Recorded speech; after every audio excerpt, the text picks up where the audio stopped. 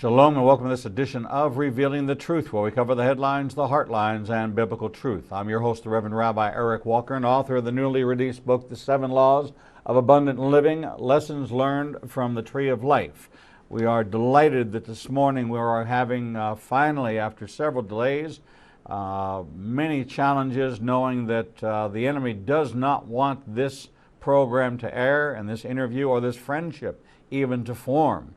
I'm very pleased to introduce you to Tom Horn, author of Saboteurs, Shadow Government in Quest of the Final World Order. Tom Horn, welcome to Revealing the Truth.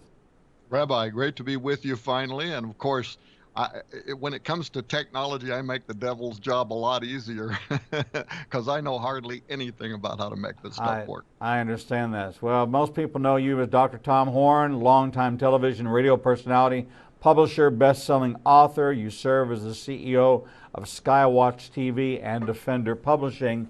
And this book, and I want to quote from this book, Woodrow Wilson once wrote, "Some of the biggest men in the United States in the field of commerce and manufacture are afraid of something.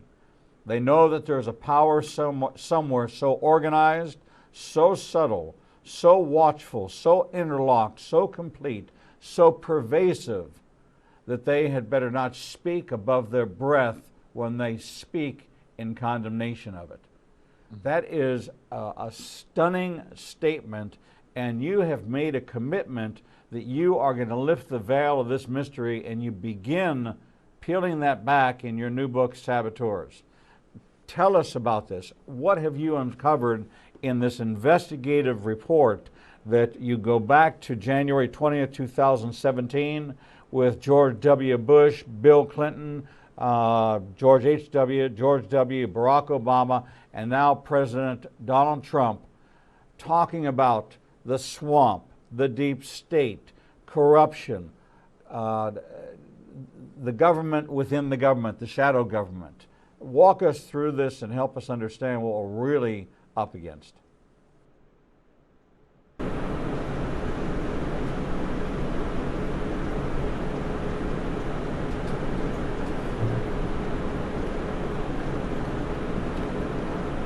You were breaking up in your comments to me there. Can you hear me? I can hear you now. It seems we had some kind of lag. In your opening comments talking about Woodrow Wilson. Yes. And that there is something so unspeakable that when you speak about this shadow government, this underlying organization that has had their hands on the heart of America, a stranglehold for a very long time.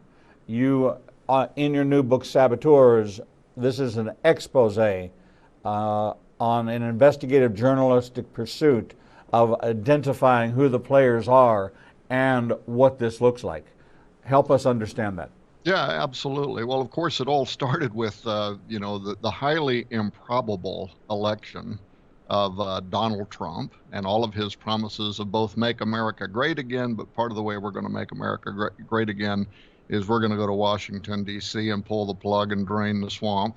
And a good old Donald is finding that to be a whole lot harder, a lot easier to say than it is to do, because he's come up against a very well-established cross-party cabal of rhino Republicans and Democrats and career politicians, the establishment, right? And he literally declared war. If you go back and read his inaugural speech, it's amazing. I mean, after greeting everybody, and he's got the former presidents sitting right there behind him, right? And then he says, for far too long, Washington, D.C. flourished. A small group of people, i.e. the presidents that are also sitting here listening to this speech, they prospered, they did well, while the average American did not. And he said, this stops today. Today, we're going to give back America to you, the people. Well, that was a declaration of war against the deep state. Of course, you've had Carl Gallups on your program recently talking about gods and thrones. I don't know if you've had Colonel McGinnis on. We just published his book, The Deeper State. Yes. And this idea that the average American is completely unfamiliar with the power that's actually entrenched in Washington, D.C. And every 4 years, we as Americans have this privilege of voting, and we cast our ballot for whoever we believe represents our values and what we want to happen in Washington, D.C. And this time around, they took it away from the establishment politicians and they gave it to an outsider. The empire is striking back, right? Star Wars is at the theaters right now, and the empire is striking back, and they have been relentless. I saw another, featured article yesterday from one of the major pollsters. I can't remember if it was Barna or who it was, but talking about how as much as 85% of all news media targeting Donald Trump is negative. It's intentional. They're going out of their way to cherry pick anything and everything they can to try to make him look bad. Why?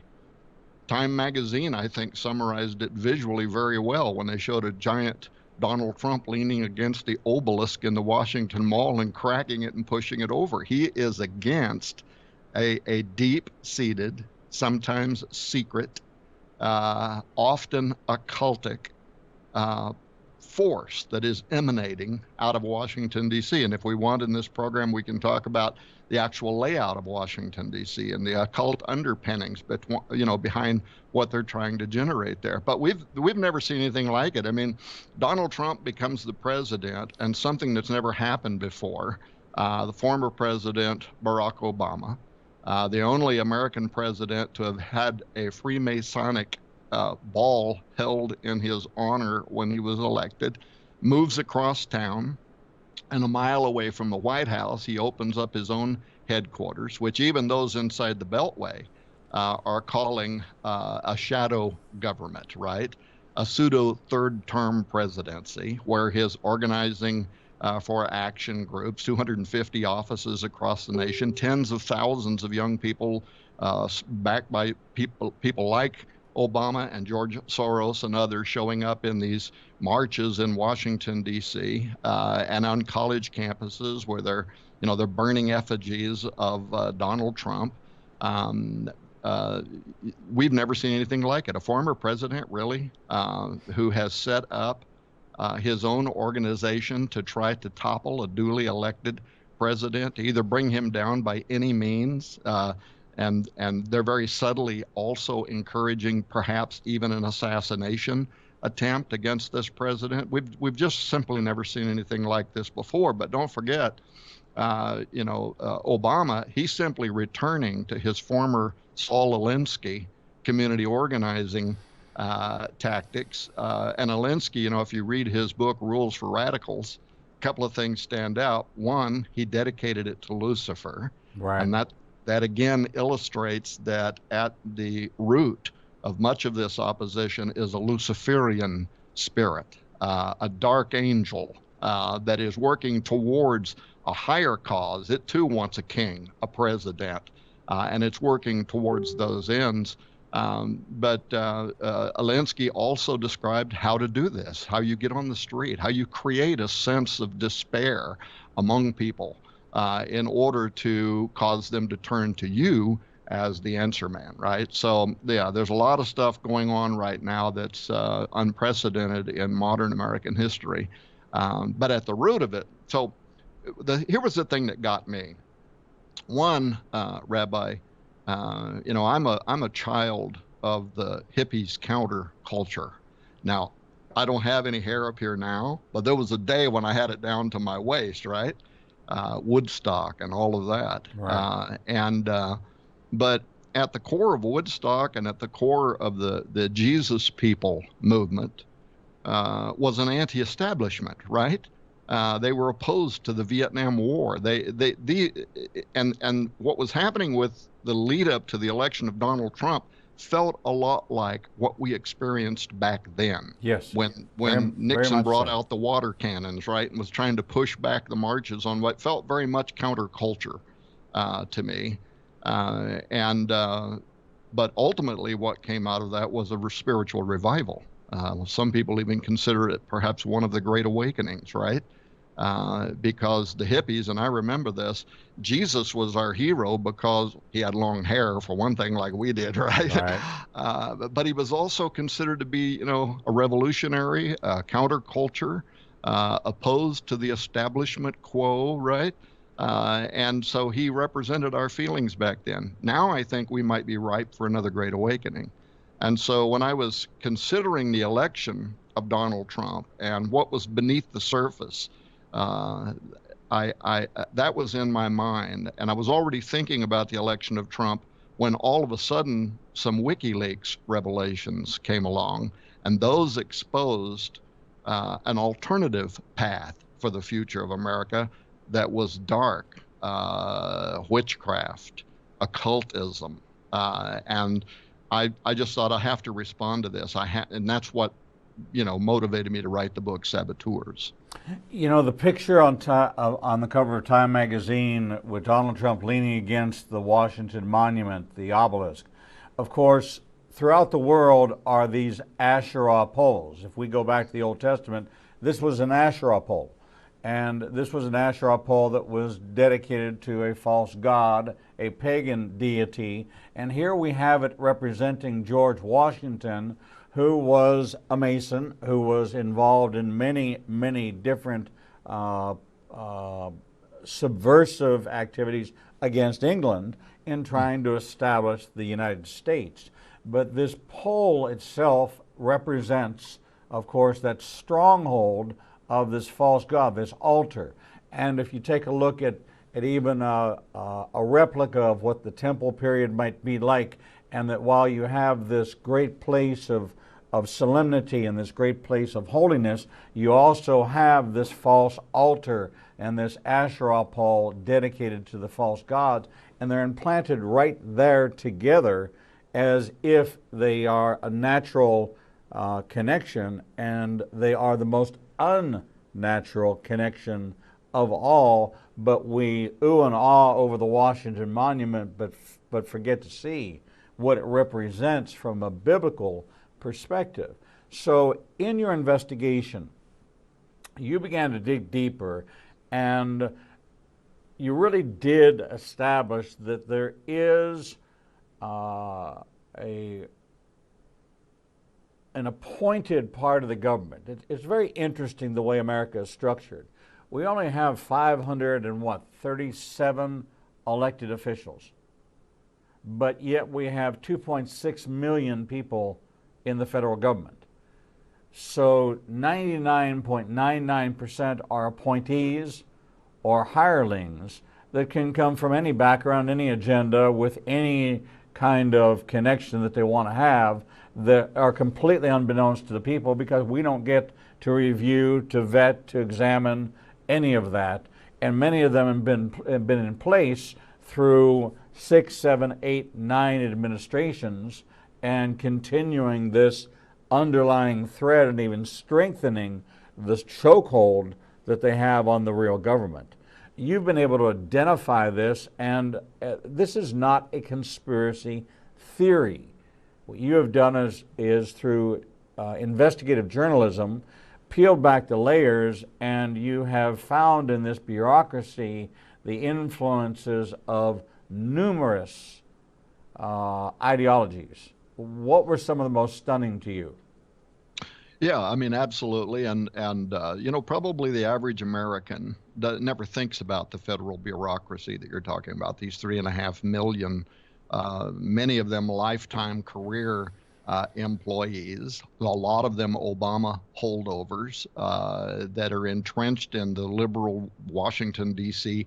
culture and ideologies. They're committed to a globalist mindset, and therefore, these are how does Colonel McGinnis refer to it? These are the people that keep the trains running, right? Right. In Washington D.C. But they can also, refuse to grease the gears in the machine. They can slow the process down, and they do it intentionally because they're waiting for Trump to just go away so they can get their person back in there and pick back up on the mantra of a new world order, of a globalism. And you mentioned a moment ago, like the even the layout of Washington, D.C., and you refer to the Washington Monument as an Asherah pole.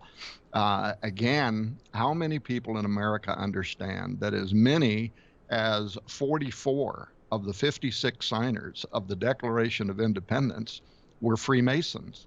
And they weren't just Americanized Freemasons. These guys came from a European mindset, and they were very much committed to the establishment of what Francis Bacon had started in Europe when he wrote his famous book, The New Atlantis.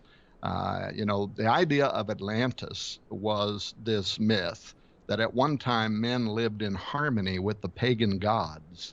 Manly P. Hall, the celebrated mystic for Freemasonry, writes quite a bit about that in his various books, in which he talks about the harmony that once existed in the grandeur of Atlantis when men commingled with the gods, right? Mm-hmm. But then they began, Manly Hall says, to turn their backs on the gods. And when they did, chaos came upon the earth. Atlantis sinks beneath the waters of the sea and all of that. Well, Francis Bacon wrote his famous novel, The New Atlantis, but based on the idea that we were going to start an occult democracy.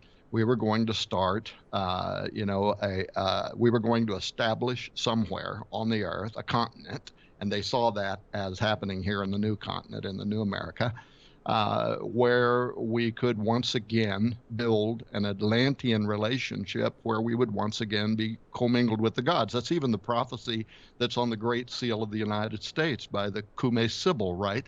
That the day is coming when Apollo will be established on Earth again, right. The new golden order, the new world order, So here's what I would have people to think about. It's not a conspiracy theory, as you said a moment ago. Look at Washington, D.C., even the layout of the city, and ask yourself, why is it laid out the way that it was? Because these people were dedicated, many of them dedicated, the founding fathers, to establishing this new world order, this new Atlantis on this continent. And in fact, for people who believe that it's a stretch of the imagination that even the layout of the capital city is an occult generator designed to bring about this new world order, I would encourage them to go to our own Library of Congress, the official website of the Library of Congress, and there look up the article called The Most Approved Plan, and read that article because it is eye-opening. And what it talks about is how Washington, Thomas Jefferson, these early founding fathers, they put together a competition for the layout of the Capitol design of America's top city. And so they advertised to all these different engineering firms, right, to come up with a plan for the layout of America's capital city. And they had French designers, some of them very famous. They had other people that were famous. And the idea was whoever wins this competition, they're going to get some of the grants to do some of the work, the business. And they'll be celebrated, of course, if they win. But go read that article because it says after all of the different plans were turned in by engineering firms from all over the world, they were rejected, all of them. And it tells us why. It says because Thomas Jefferson wanted to shepherd a plan in which the capital city of America would be laid out based on the old Roman pantheon and dedicated to all pagan gods. That's exactly what it says on our own official website. That's what they wanted, and that's what they built. A capital city dedicated to all pagan gods.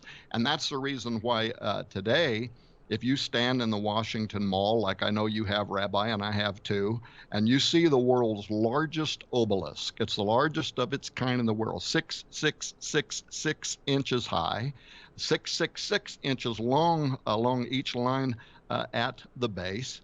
But that's not the only occult symbol. Walk inside the Capitol dome and stand inside the dome and look up. And what do you see? You see the famous painting by Brumidi called the Apotheosis of Washington.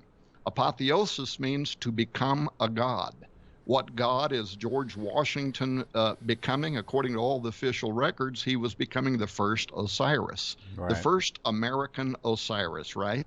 Look at the heaven that he is rising up into inside the Capitol dome. It's not filled with Christian symbols. People say we were established as a Christian nation.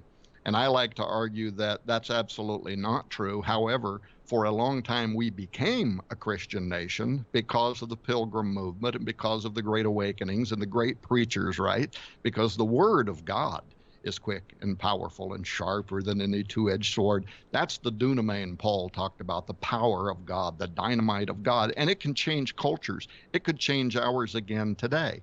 And I pray that if the Lord tarry, that in fact that's what's going to happen. But when you look at the heaven George Washington is rising into, there are no biblical figures. Michael the Archangel is not there. Jesus is not there. In fact, the heaven that he's rising into is filled with pagan gods and demons, including Vulcan, who is the god that Manly P. Hall said fills the Freemasons' hands with the seething energies of Lucifer. Which statue is here in Birmingham, Alabama, overlooking the city is the statue of Vulcan. Right. So it's amazing that this started in Washington, D.C., but there's always been that occult element that has existed here in the United States. Oh, by the way, when you're standing there in the Capitol Dome looking up, right at the base of the dome, just below the apotheosis of Washington, are 72 pentagrams. 72, as you know, is that number that is tied to the fall of the Watchers that came down, the 72 cosmocrators that the Gnostics and Freemasons and Rosicrucians still believe hold influence over the earth. And so this Pythagorean binding utility sits at the base of the U.S. Capitol Dome for the purposes of controlling, binding and controlling these illicit spirits so that you can control them to do your will. Now, what does that have to do with the election of Donald Trump? It really actually is connected with the election of all American presidents, because where does this symbolism come from? It's a strange mix of both Greek and Egyptian symbolism. The obelisk, of course, Egyptian, but much of the other symbolism, like the mottos on the Great Seal, come from Greek mythology. And that is because, and many scholars know this, there is a connection down through time between the Greek god Apollo and the Egyptian god Osiris. One is the version of the other, a derivative of the other, but both of these actually going back to Nimrod, the first great rebel, right, and mighty hunter before God. And even the Freemasons write about that. How that their religion, Mackey and several of their scholars have written about how that in the earliest origins of much of their, their practices, their rituals and so on, it actually started back with Nimrod, was one of basically the founder of the Freemasonic movement. So this entity that calls itself Nimrod and Osiris and Apollo, and who the New Testament calls Antichrist, is the spirit, the entity, the Luciferian agent that is operating behind this rebellion. But if you go back in time, if you want to know where the dome and the obelisk and all of this originated from and what it was used for and what it is supposedly symbolizing in America today, it comes out of Egyptian mythology. I mean, at the core of all Egyptian mythology is the celebrated story of Osiris and his sister wife, Isis. And for those watching this show that may not know what that is, just briefly in a nutshell, Osiris was this powerful god whose evil brother Set was jealous of him and decided to kill him. And so guess what? He had 72, there's a number again, right, conspirators that captured him and put him in a box, delivered him to Set. Set chopped him into 14, murdered him, chopped him into 14 pieces, threw the 14 pieces into the Nile River. His sister wife, Isis, the queen of magical skills, she goes up and down the Nile River, finds a bunch of the parts of his body hung up on a tamarisk tree, but she never could find the 14th part, which was his phallus, his male organ, which, according to the story, was swallowed by a fish, right? Now, that story formed the basis of all Egyptian cosmology. So important was it that at the festival of Opet, every time a new pharaoh was elected the king or became the king of Egypt, during a festival called Opet, they would put the pharaoh on a barge and they would take him up the Nile River while the laity walked on both sides of the Nile River, replaying the story, the myth of Osiris and Isis, and they would take him to the largest religious complex ever built, the Temple of Amun-Ra at Karnak. And there he would enter into the dome, the ever-pregnant belly of Isis, the Temple of Isis, the Dome of Isis. And there inside that dome, as he's standing in the dome, looking out into the courtyard at the obelisk that is erected in front of him, the Egyptian magicians, and don't forget, the book of Exodus tells us that these Egyptians were very, very powerful sorcerers. They were able to mimic many of the things that Moses did at the hand of God. Well, in that temple, while the Pharaoh is standing there, they would perform the raising of Osiris ceremony. The idea was that they would draw forth the seed of Osiris from the underworld up through the testes or the base of the obelisk. It would magically emit into the ever-pregnant belly of Isis, in which the Pharaoh was standing. And at that moment, the Pharaoh would be transmogrified. He would become the living entity, the Osiris on earth, also called Horus, the son of Osiris, or in their mythos, the son of God, right? This mimicry of what these ancient evil entities knew was coming in the person of Jesus Christ. They mimicked that. They have their own blasphemous version of it, just like when the Antichrist comes. How many things about Jesus will he parallel, right? But anyway, so the Pharaoh goes into the dome, a man. He comes out, he's a god. And Egypt celebrates because they have divine representation.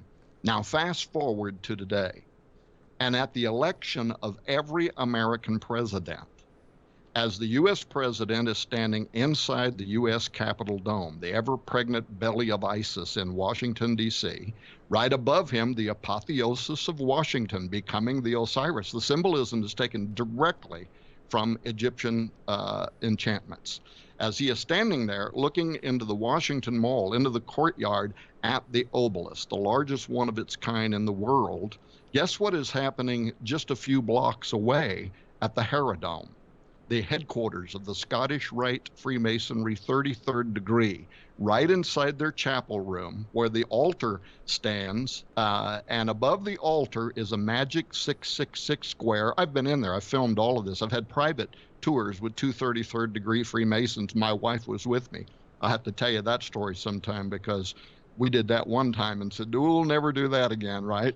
But we stood inside that room, looked at the magic 666 square that was used in Greek mythology for raising Apollo from the underworld, the Greek version of Osiris. But at the inauguration of the president, while he is completely fulfilling the same symbolism as the ancient Egyptian pharaohs, in the Herodome, the modern Egyptian magicians, the 33rd degree Freemasons, conduct the raising of Osiris ceremony. Now, why are they doing that?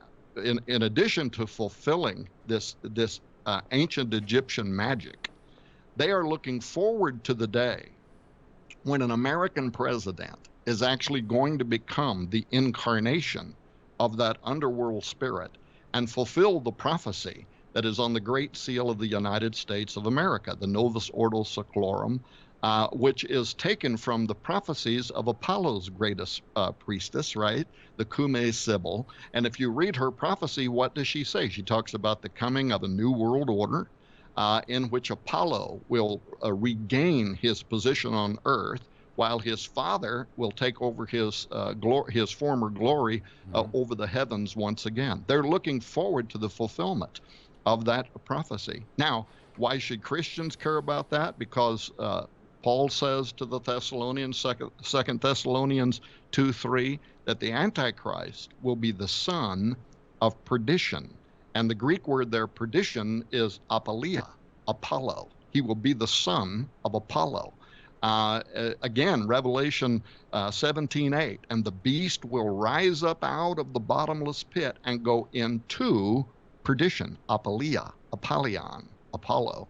And so it probably shocks most Americans to learn that the prophecy on the Great Seal of the United States is actually looking forward to the coming of the Antichrist, and the fact that Roosevelt and his vice president, Henry Wallace. Henry Wallace actually writes about this, by the way, in his own biography, in which he says he was the one that convinced Roosevelt to put the Great Seal of the United States on the back of the $1 bill. And that both of them, Wallace writes, both of them as Freemasons were convinced that this was a Masonic prophecy that was predicting the coming of a single ruler of planet Earth. And Roosevelt thought that perhaps it would happen in his day. So it's not a conspiracy. It may be one of the biggest conspiracies of all time, but it's not a conspiracy theory. It's a conspiracy fact. When we look at the prophecies relating to the rise of the Antichrist, the precursor to the campaign of Armageddon, when we take a look at those players and we look at the biblical references, the Bible really addresses three continents, Asia, Africa, and Europe, not really America. We look for our play, but from everything that I've read in your book and everything that I've read in other books, I find that we become almost the financier. We become the George Soros of the Antichrist. We play the funding aspect of it, the currency, the human capital aspects of it, and that if America can go that way, it will take the lead with the other 10 or the other 9 kingdoms under which this one world ruler would come under. As we see the erosion, and what our hope was drain the swamp. People like Phil Haney, Department of Homeland Security, that wrote a book about this very thing, See Something, Say Nothing, who said, I want the job. Day one of being there is they drain the swamp because I want to be there because I can identify every single person laying at the bottom. I can tell them every single thing that was being done while he was actively in the Department of Homeland Security as the backgrounds of known terrorists were being erased and eradicated from the database, and they were allowed into this country to perpetrate some of the crimes they've perpetrated. The Donald Trump we see today is surrounded by an evangelical support unlike any other evangelical support that any president has ever received. And it is the counter attack because our battle is not against flesh and blood, but it's against the spiritual war, against principalities. How will this administration, do you think this administration will crack the egg open, or do you think it's going to fall victim to this entrenched, established, undermining shadow government? Well, I mean, if you believe what Mark Taylor has said in the Trump prophecies, and you know, Mark's just this really humble guy. He was a firefighter, Right. very sick for a long period of time, almost couldn't get out of bed. And during that most debilitating disease, you know, I think it was in 2011, in which God told him Donald Trump is going to be the next president. And he also said several other things. He's going to be the next president. He's going to win 2 terms. So if he's correct, you know, then we're not even you know, halfway through the Trump presidency. 2/3 of the way still to go, if he's correct. And so far, he's been correct. Yes. Because not only did Mark Taylor say some things that there was absolutely no grounds to believe there was any credibility in what he was talking about, beginning with the electability of Donald Trump, right? The total outsider. Nobody gave him any chances. And he's broke all the rules. He's crude. He twits. You know, he tweeters. He drives everybody crazy, right? He's largely inarticulate in a lot of ways. He's not a word craftsman. He just says what's on his mind, and people cringe every day. And yet, he did win the election. And not only did he win, Mark said the Lord told him that the Wall Street, you know, we would set financial records, which has happened so many times now I've lost count since the election of Donald Trump. He also said that Donald Trump would be the best friend to Israel that the United States has ever had. And what's Trump do this last week but recognize, Jerusalem as the undisputed capital of Israel. So one thing after another, he continues to almost follow what Mark has said. And by the way, I'm not the kind of a guy that puts a lot of stock in any personal prophecy, certainly never on a par with the written word of God, right? I'm always very careful about all that. All I can say, though, is so far, Mark has hit it out of the ballpark. Right. And if he continues to be right, then I would say no, Donald Trump is not going to be ousted by the deep state. He's not going to be assassinated. None of those things are going to happen. But of course, we'll have to wait and see. But the other part of your question, though, a moment ago that intrigues me more, and as you've read the book Saboteurs, which I wrote, you know that I try to very quickly get past the politics and the deep state in the sense of members of both the military and the establishment, right, and whatever having an opposition to Trump, and how politics in general work. That's not what this book was about to start with. I get past that very quickly because I wanted to talk about this other stuff. So, we mentioned the layout of Washington, D.C., but another thing that intrigued me, this was probably actually the trigger, Rabbi, that caused me to write the book Saboteurs, was the WikiLeaks revelations and the occultism that was exposed therein. Such things as spirit cooking. And you have Marina Abramovic, who is an Aleister Crowley devotee, and emails that are coming from Tony Podesta, John Podesta, of course, Hillary Clinton's campaign manager, Tony Podesta, who's a really well-known art collector, and both these guys are very wealthy. But Tony's sending emails that turned up in the WikiLeaks, private emails to his brother, John Podesta, saying, hey, Marina, she's going to have a spirit cooking session at her house this coming Tuesday or whatever. Will you be available to make it? And it was this casual language around spirit cooking, which is right out of the liber of Aleister Crowley. It's from the religion of Thelema. It has to do with putting yourself into contact with contiguous spirits, what we would call demons, what some people might call fallen angels, but how to put yourself into contact with them in order to engender their power and goodwill for whatever purposes you are invoking. And to see that such highly placed people in the federal government working for the election of Hillary Clinton were having such casual conversations around this kind of stuff was shocking, startling, disturbing. To me, to say the least.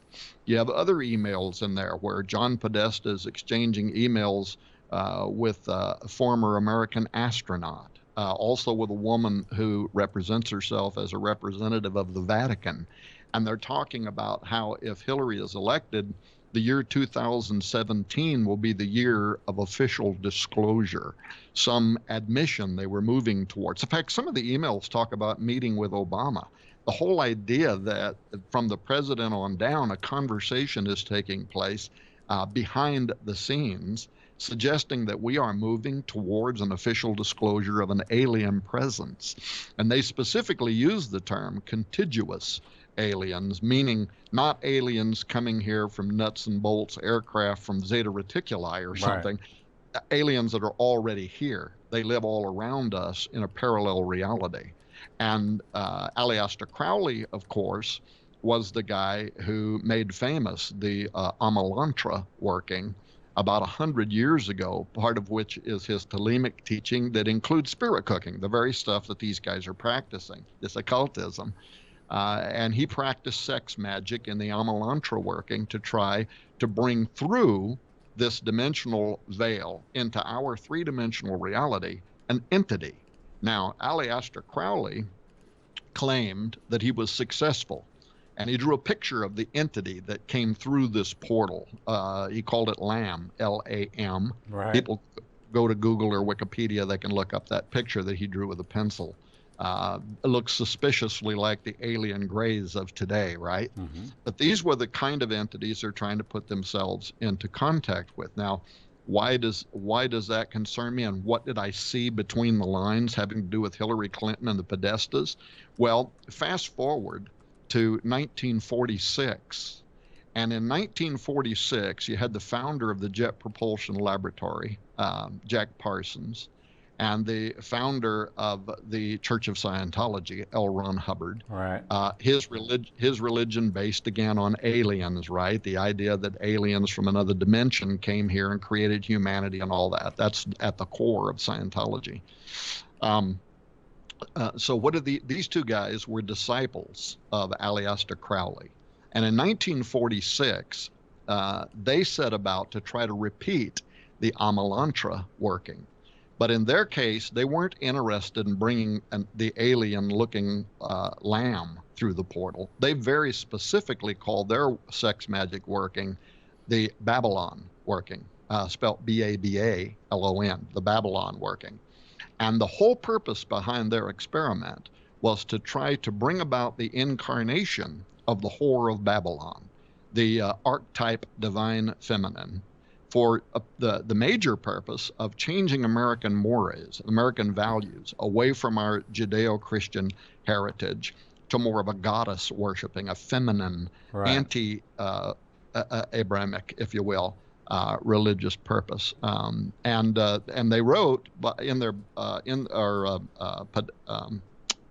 Jack Parsons wrote in his bio that the other purpose was that this female entity, this goddess spirit, this anti-Mary, if you will, that they were trying to bring through, would not only be an internationally known and established feminist, but she would help give rise to the Antichrist, the male figure of that ungodly duo and trio, if you include the false prophet, that will also rise up in the end times to turn the religious communities of the world toward accepting Antichrist.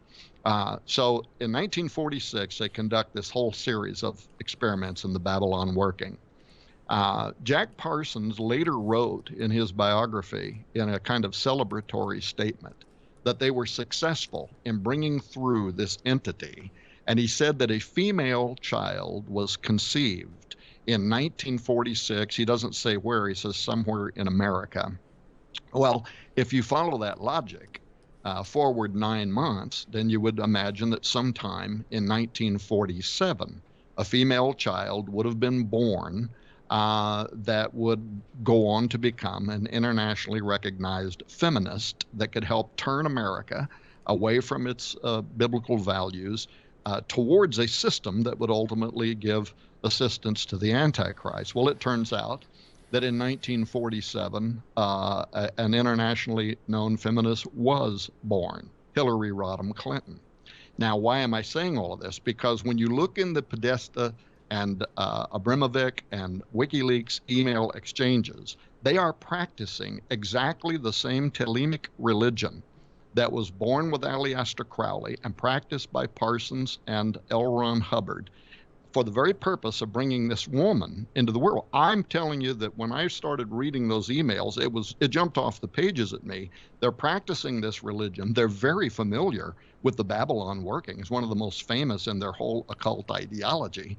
And Hillary was born the very year that they claimed that this woman would come to power, who would ultimately become an international force to be reckoned with that would help give rise to the Antichrist. It became apparent to me that these guys around Hillary were believers and that they believed she was this Babylon working incarnation. Now, there's another reason they believe this. When I started doing all this research, I also found that in 1948, Jack Parsons, before he blew himself up in a rocket experiment and died, he wrote another smaller book called The Book of the Antichrist.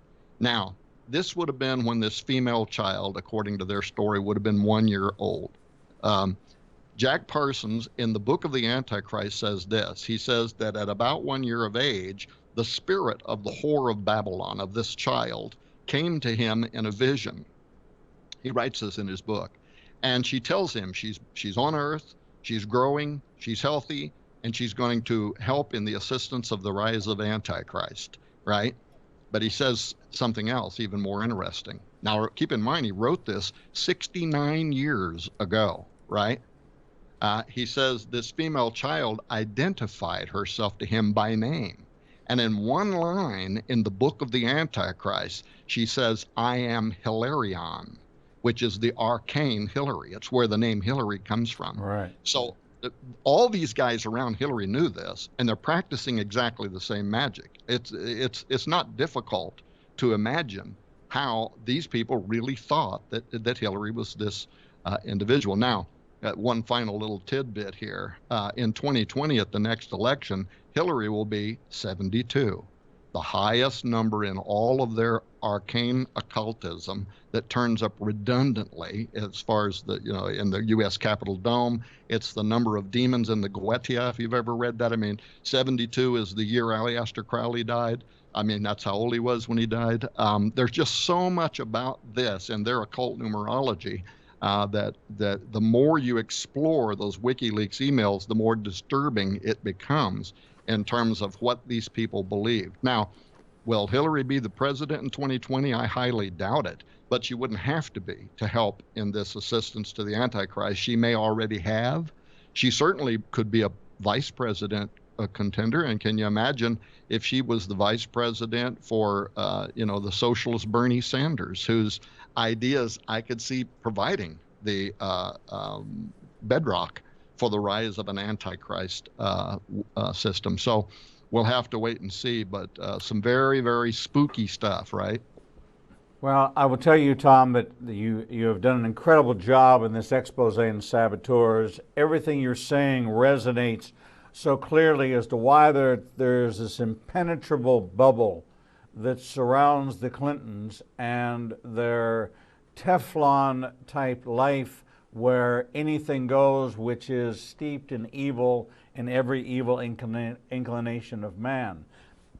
I've always believed that she played a very significant part in dynamically changing the morality of America through her husband's escapades, her own escapades, the people that she aligned with, the Epsteins of the world, the child pornographers, the child molesters.